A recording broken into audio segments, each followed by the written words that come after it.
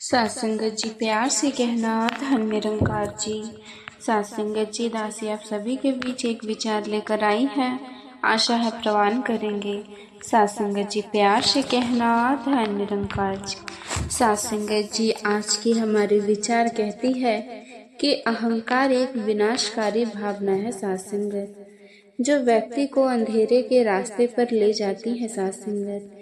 ये व्यक्ति को अपनी कमियों को देखने से रोकता है और उसे यह झूठा विश्वास दिलाता है कि वो दूसरों से श्रेष्ठ है सत्संगत जी। अहंकारी व्यक्ति हमेशा दूसरों से बेहतर होने का दावा करता है सत्संगत, और वो कभी भी अपनी गलतियों को स्वीकार नहीं करता है सत्संगत। सत्संगत जी यह अहंकार भी किसी भी व्यक्ति को दूसरे की सलाह और आलोचना अनदेखा करवाता है सत्संगत।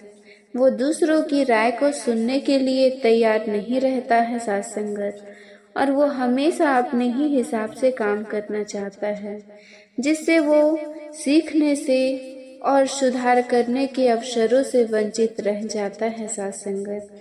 सत्संगत जी अहंकार व्यक्ति को अकेला कर देता है, क्योंकि कोई भी व्यक्ति अहंकारी व्यक्ति के आसपास रहना पसंद नहीं करता है सत्संगत। अहंकार व्यक्ति को गलत रास्ते पर ले जाता है सत्संगत, और उसे विनाश की ओर धकेल है सत्संगत जी। सत्संगत जी अहंकार के कई रूप हैं। यह अभिमान, घमंड और श्रेष्ठता के भाव के रूप में प्रकट हो सकता है सत्संगत। अहंकार व्यक्ति के जीवन में कई समस्या पैदा करता है सत्संगत जी। ये उनके रिश्तों को खराब करता है और उसे सफल होने से रोकता है सत्संगत जी। सत्संगत जी अहंकारी व्यक्ति अक्सर दूसरों को दुख देता है और वो खुद भी दुखी रहता है सत्संगत। तो सत्संगत जी चलिए इसे आज की बोध कहानी के माध्यम से समझते हैं और यह भी जानने का प्रयास करते हैं कि आखिर इसका समाधान क्या है और अपने अहंकार को नियंत्रित करने के लिए हम क्या कर सकते हैं सत्संगत। बहुत समय पहले की बात है, एक छोटा सा राज्य था। उस राज्य में एक व्यापारी रहता था सत्संगत, जो बहुत अमीर था सत्संगत, जिसके पास किसी चीज की कोई कमी नहीं थी। उसके पास वो सारी सुख सुविधा थी जो वो चाहता था। उसका एक पुत्र भी था सत्संगत। अब वो युवा हो चुका था सत्संगत जी। उस व्यापारी के पुत्र ने अब तक जीवन में कई दुख नहीं देखा था सत्संगत। जो भी वह चाहता था वो व्यापारी उसे सब कुछ लाकर दे देता था सत्संगत, जिस कारण उसे अपने जीवन में किसी प्रकार के दुख का अनुभव अब तक नहीं किया था सत्संगत जी। उस व्यापारी के पुत्र के कई सारे मित्र भी थे। उसके पास सत्संगत अथाह संपत्ति थी, धन दौलत की उसके पास कोई कमी नहीं थी सत्संगत। लेकिन एक दिन अचानक वो व्यापारी बीमार पड़ गया और देखते ही देखते उसकी बीमारी ने उसे उस पर पूरी तरह से पकड़ बना ली थी। वो व्यापारी अपने जीवन की आखिरी सांसें गिन रहा था सत्संगत। अब उस व्यापारी को ये प्रतीत होने लगा था कि वो नहीं बच पाएगा। उसका अंतिम समय आ चुका है सत्संगत। इसीलिए उसने अपने पुत्र को अपने पास बुलाया और उससे कहा, बेटा, तुमने आज तक केवल सुख ही देखा है। तुम्हें जो कुछ चाहिए था वो मैंने सब कुछ तुम्हें कर दिया सत्संगत। इसीलिए तुमने आज तक दुख का अनुभव नहीं किया। दुख क्या होता है ये तुम्हें पता तक नहीं, और इसी बात की चिंता मुझे खाई जा रही है सत्संगत जी। जब तुम्हारे पर दुखों के बादल मंडराने लगे तो तुम सह नहीं पाओगे। इसीलिए आज मैंने तुम्हें यहाँ पर बुलाया है। मैं बस आखिरी समय तक तुमसे ये कहना चाहता हूँ कि तुम सावधान रहना सत्संगत। मेरी मृत्यु के बाद तुम्हारे अपने ही तुम्हारे दुखों का कारण बन जाएंगे। इतना कहकर वो व्यापारी मृत्यु को प्राप्त हो गया सत्संगत जी। उस व्यापारी का पुत्र अपने पिता की मृत्यु पर बहुत दुखी था सत्संग। वो रो रहा था। तभी उसके पास उसका एक मित्र आया और वो उसे समझाते हुए कहा, मित्र, तुम रो क्यों रहे हो? तुम्हारा पिता ही मरा है, लेकिन तुम्हारे पास तो अब भी ये सारी धन दौलत है, ये सारी संपदा है कि सारी संपत्ति तुम्हारी ही तो है। अब तो तुम उन चीजों का भी आनंद ले सकते हो जिनका आनंद तुम अपने पिता के रहते नहीं ले पाए। अपने मित्र की यह बात सुनकर वो बड़ा प्रसन्न हुआ सत्संगत, और उसे भी यह बात का एहसास हो चुका था कि उसके पास अहात संपत्ति है, धन है, दौलत है, जिसकी मदद से वो अपना जीवन सुखी सुखी बिता सकता है सत्संगत। लेकिन इसी धन संपदा के कारण वो अब पूरी आदतों का शिकार भी हो चुका था। उसे हर प्रकार का नशा करने की आदत लग चुकी थी। जहाँ उसका मन करता वह वहाँ चला जाता। जब भी उसका मन करता वो किसी को भी अपने घर बुला लेता, फिर चाहे दिन हो या रात हो सत्संगत जी, उसका मन करता वो खरीद लेता, क्योंकि उसके पास संपत्ति थी। और तो उसके पिता का सारा व्यापार भी अब उसी के हाथों में था सत्संग। और अब सत्संगत जी वो बहुत खुश था। वो अपने जीवन को अपनी मर्जी के हिसाब से जी रहा था। एक दिन उसके मन में ख्याल आया कि पिता ने मुझे बेवजह ही डरा दिया कि लोग मेरा फायदा उठाएंगे, मेरे दुश्मन बन जाएंगे, मेरे दुखों का कारण बन जाएंगे। लेकिन अब तो मैं और भी मजे से ही जी रहा हूँ। मेरे सुख के दिन तो अब आ गए हैं सत्संगत। मैं आज तक जो नहीं कर पाया था वो सब करने में मैं सक्षम हूँ सत्संगत। ये सब सोचकर उसकी खुशी का कोई ठिकाना नहीं था सत्संगत। वो बहुत खुश था। तभी एक दिन उस राज्य में एक बहुत बड़ा अस्पताल का निर्माण हो रहा था, और इस अस्पताल के निर्माण के समय पर एक घोषणा करवाई गई कि सत्संगत जो भी इस अस्पताल के लिए सबसे अधिक दान करेगा उसका नाम उस अस्पताल के एक पत्थर पर स्वर्ग अक्षरों में लिखा जाएगा। जब उसके मित्र ने ये बात सुनी तो वो दौड़ा दौड़ा उसके पास आया और उसे सारी बात बता दी। तब उस व्यापारी के पुत्र ने यह तय किया कि वो अस्पताल को सबसे बड़ा दान देगा, और उसने ऐसा ही किया सत्संगत। और साथ ही यह भी निश्चय हो गया कि उसका नाम उस अस्पताल के एक पत्थर पर स्वर्ण अक्षरों में लिखा गया सत्संगत जी। लेकिन जब वो दान देकर वापस घर की ओर लौट रहा था तो रास्ता में उसे एक साधु मिले सत्संगत, जो भोजन की मांग कर रहे थे। इस पर वो घमंडी व्यापारी का पुत्र कहता है, तुम जैसे लोग केवल 2 वक्त की रोटी के लिए हमेशा चिल्लाते रहते हो। पता नहीं तुम लोग कहाँ से आ जाते हो, और भगवान तुम लोगों को पैदा ही क्यों करता है सत्संगत। तुम लोग गंदगी हो, तुम्हें जीने का कोई हक नहीं। केवल अपना पेट भरने के लिए 2 वक्त की रोटी के लिए तुम किसी के सामने भी झुक जाते हो। यदि झुकना ही है तो उस ईश्वर के सामने झुको, शायद वो तुम्हारी गलतियों को माफ कर दे और तुम्हें एक अच्छा जीवन प्रदान करे। हो सकता है वो तुम्हें भोजन भी दे दे। वो लड़का उन साधु को खरी खोटी सुनाकर वहां से चला गया। धीरे धीरे उस लड़के के पास उसके मित्र, सहयोगी और रिश्तेदार की संख्या बढ़ने लगी। अब हर कोई उससे बिना पूछे कोई काम नहीं करता था सत्संगत। हर चीज में उसी से पूछा जाता था, जिस कारण उस लड़के को लगने लगा था कि अब मेरे बिना कोई काम नहीं हो सकता सत्संगत। जो भी हूँ मैं ही हूँ, जिस कारण उस लड़के का अहंकार अब सच में आसमान पर चल गया था सत्संगत। सभी लोगों ने उसका मन जीत लिया था। अब लोग उसके विश्वास पात्र बन चुके थे। उस लड़के के पास अपार धन था, जिस कारण सब उससे जुड़े हुए थे साथ संगत। लेकिन यह बात उस लड़के को समझ नहीं आ रही थी। सभी लोग विश्वास के नाम पर अब उस लड़के से धन उधार लेने लगे थे, और वो भी खुशी खुशी लोगों को धन उधार दे दिया साथ संगत जी। जो कोई उसे धन उधार लेने आता, वो जितना मांगता वो उससे ज्यादा ही उन्हें दिया करता, क्योंकि वो सभी की नजरों में अपने आप को साबित करना चाहता था साथ संगत।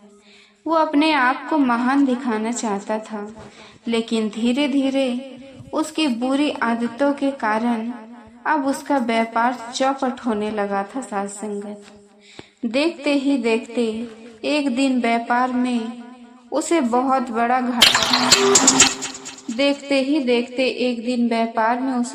बड़ा घाटा हुआ साथ संगत। उसका पूरा व्यापार कर्ज में डूब गया। अब वो बहुत परेशान हो चुका था, बहुत चिंतित हो चुका था साथ संगत जी। उसे यह समझ नहीं आ रहा था कि आखिर ये सब क्या हुआ। मेरे पास तो कुछ समय पहले अपार धन था, और आज मेरे ऊपर बहुत बड़ा कर्जा है, जिसे मुझे चुकाना ही होगा।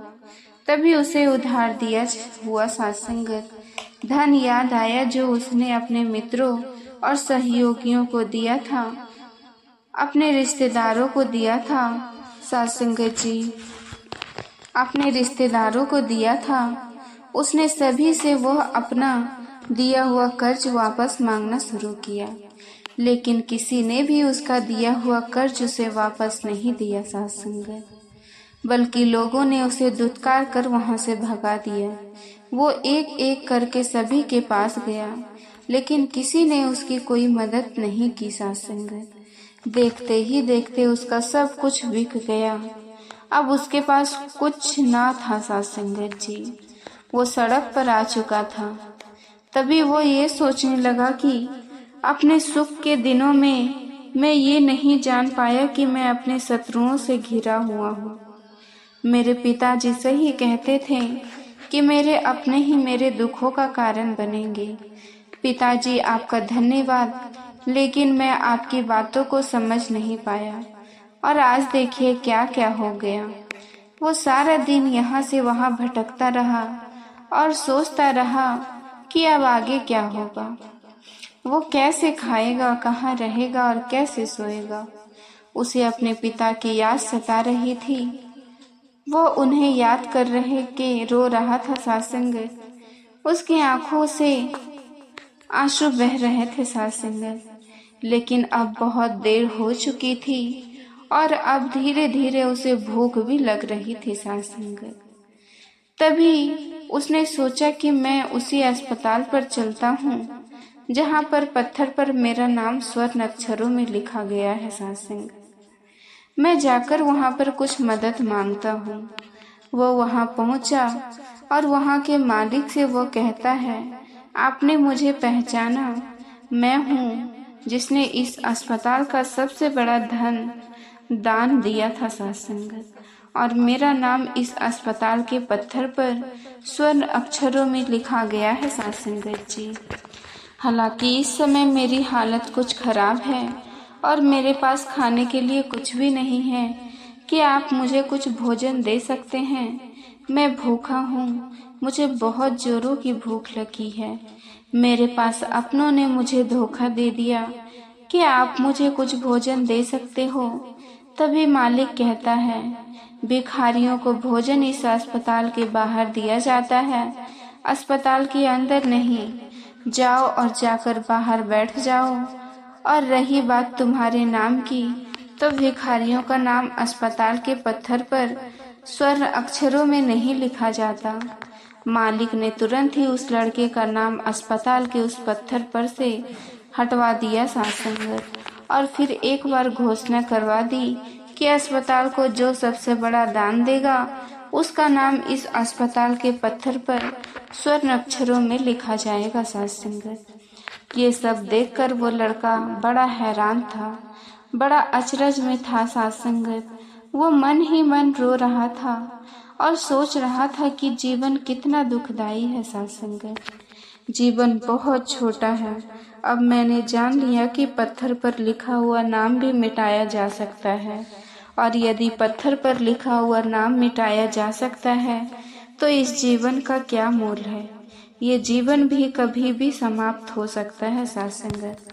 उस लड़के को जोरों की भूख लगी थी। वो अस्पताल के बाहर जाकर एक कोने में बैठ गया। लोग आते रहे और भिखारी को कुछ न कुछ दान देते रहे, लेकिन वो लड़का, उसकी हिम्मत ही नहीं हो रही थी कि वो भीख मांग सके, और ना ही वो उन भिखारियों में बैठना चाहता था। देखते ही देखते दोपहर से रात समय हो चुका था, लेकिन अब तक उसे कुछ भी ना मिला था साध संगत। लेकिन उसकी भूख बढ़ती चली जा रही थी और उसे जोरों की भूख लगी थी साध संगत। पहली बार उसने अपनी भूख को जाना था, अपने पेट की इस आग के बारे में जाना था, और इस भूख के कारण साध संगत वो इतना परेशान हो चुका था कि उनके तय किया कि वो अस्पताल से ही कुछ चुरा लेगा साध संगत जी, और उसे खाकर अपना पेट भर लेगा साध संगत। जैसे ही वो वहाँ से चलता उठता तभी वो साधु वहाँ पर जाते हैं, जिसे वो लड़के ने बहुत खड़ी खोटी सुनाई थी। वो साधु उस लड़के के पास आकर कहते हैं, बेटा हम पहले भी मिल चुके हैं। वो साधु भिक्षा से वापस लौट रहे थे। उन्होंने कुछ भोजन उसे देते हुए कहा, ये लो, खा लो, तुम्हें जोरों की भूख लगी होगी। मैं तुम्हें जानता हूँ, मैं समझता हूँ कि हालत तुम्हें जबरदस्ती झुकाना चाहता है, लेकिन साध संगत तुम लोगों के सामने झुकना नहीं चाहते। लेकिन अगर तुम लोगों के सामने झुकेंगे नहीं तो तुम्हें भोजन भी नहीं मिलेगा। आज तो मैंने तुम्हें भोजन दे दिया जिससे तुम्हारी भूख मिट जाएगी, लेकिन ये भूख रोज लगेगी साध संगत। ये पेट की आग कभी नहीं मिटती साध संगत। साध संगत जी, इस पर वो लड़का उन साधु से कहता है, जब मेरे पास धन या दौलत थी, संपत्ति थी, तो मेरे पीछे मेरे मित्रों की, सहयोगियों की, रिश्तेदारों की कतार लगी थी। सभी लोग मेरे शुभ चिंतक थे, लेकिन मेरे ऊपर दुख आते ही वो सब पलट गए साध संगत। वो सब अब मेरे शत्रु बन चुके। लेकिन तुम जिसे मैंने इतनी खरी खोटी सुनाई थी, वो मेरे दुख में मेरा सहयोगी बना है साध संगत।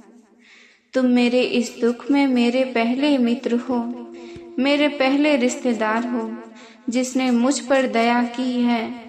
मैं तो साध संगत अपने आप को बहुत बड़ा समझता था, लेकिन देखो इस वक्त की मार ने मुझे कहां से कहां पहुंचा दिया। आज मैं इस बात को अच्छी तरह समझ चुका हूँ कि धन से बड़ा कोई मित्र नहीं साध संगत। इतना कहकर उस लड़के ने भोजन किया और उसने अपने पहली बार भोजन के सुख का आनंद उठाया साध संगत जी। साध संगत जी, उसके हाथ कांप रहे थे। वो जल्दी जल्दी उस भोजन को समाप्त करना चाहता था, जल्दी जल्दी उसे चबा लेना चाहता था, और उसकी आंखों से झरझर आंसू भी बह रहे थे।